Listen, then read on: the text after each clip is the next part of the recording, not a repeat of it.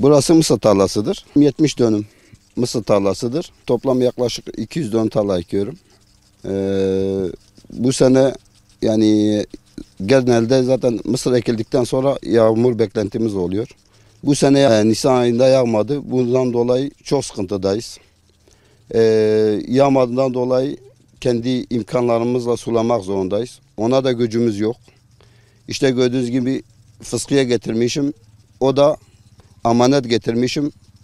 Benim gibi yüzlerce insan var bu mağduriyette. Ama onlar bulamıyor. Bu durumda ne olacak? Çiftçi çok mağdur olacak. Bir de gıda sıkıntısı var. Yani sadece bizim için değil. Bütün dünyada bu sıkıntılar var.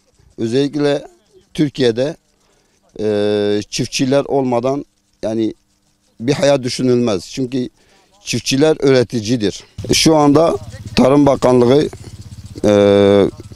paket destekleri açıklıyor ama bir sürü çiftçi bundan faydalanmıyor. Bundan dolayı mağduriyet çok yaşanılıyor. Her şey pahalanmış. %300 olmuş. Geçen sene ben gübrenin tonunu 2,5'a aldığım gübrenin tonu şu anda 14 bindir. Ne yapacağımızı bilmiyoruz. Elde avuçta bir şey yok. Devlet desteği de yok denecek kadar az, çok az, yetmiyor bize. Yani 2-3 sene öncesinin desteğini veriyor. 2-3 sene öncenin desteği bu sene 100 dönüme yeterken bu sefer 30 dönüme yetecek kadar geri kalanı ne de bulacağız. Böyle bir sıkıntımız var. Bundan dolayı mağduruz yani. Şimdi geçen sene çiftçiler yani yağmur yağmadığından dolayı çok zarar etti. Bu sene devletin yardım etmesi lazım, istisnasız yardım etmesi lazım ki yani kendisini toparlasın. Hem devlet için, hem millet için, hem çiftçiler için. Tarım çok önemli yani. Tarım olmadan bir hayat düşünülmez yani. Yani mümkün olacağı şekilde bize yardım edilmesini istiyoruz.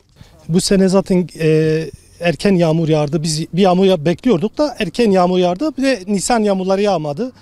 Biz biraz zor duruma düştük açıkçası. Şu an yani tarlamız bir kuraklıkla yani boğuştuk bu sene.